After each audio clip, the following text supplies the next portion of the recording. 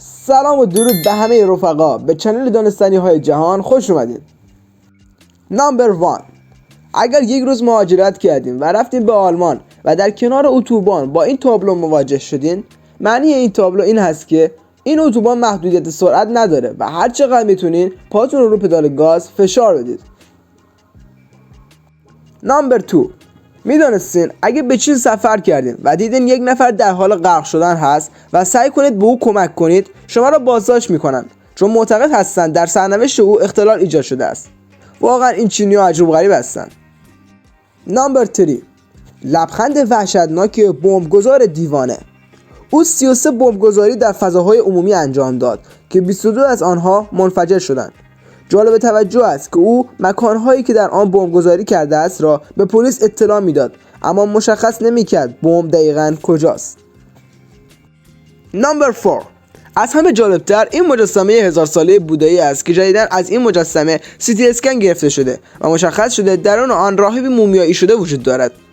دیگه به مجسمه هم اعتماد نیست، شاید یه انسان برای همیشه داخلشون زندانی شده باشه. نمبر 5. شاید باورش براتون سخت باشه، ولی نوادگان دایناسورهای تیرکس همین موقع خروس‌ها باشند. در واقع بسیاری از پرنده‌ها طی میلیون‌ها سال تکامل به شکل کنونی درآمدند. دوستان، ما داریم زحمت میکشیم واسهتون ویدیو درست میکنیم، پس شما هم لطف کنین چنل دانستنی‌های جهان رو لایک، کامنت و سابسکرایب کنید. ممنونم. بریم برای ادامه ویدیو. Let's go. در سال 1986 خلبان شوروی با کمک خلبانش بر سر فرود هواپیما با چشمان بسته شرط بندی کرد، اما هواپیما در باند فرودگاه سقوط و از 94 سرنشین هواپیما 70 نفر کشته شدند. نمبر 7.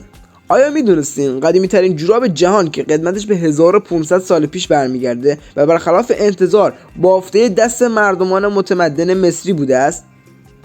واسه من سواله چرا 2 تا انگشت داره؟ اگه میدونین حتما تو کامنت ها بگید تا بقیه هم مطلع شن. نمبر 8. میدونستین الکس سگوارا، شناگر اسپانیایی، رکورد جهانی حبس نفس در زیر آب گینس را در اختیار دارد. سگوارا توانست این رکورد را از 23.9 ثانیه به 24.3 ثانیه ارتقا دهد. البته رکورد قبلی نیز در اختیار همین شناگر بوده است. جالب توجه است ایگوانای دریایی تا عمق 10 متر میتواند شنا کند و نفسش را تا 30 دقیقه میتواند نگه دارد.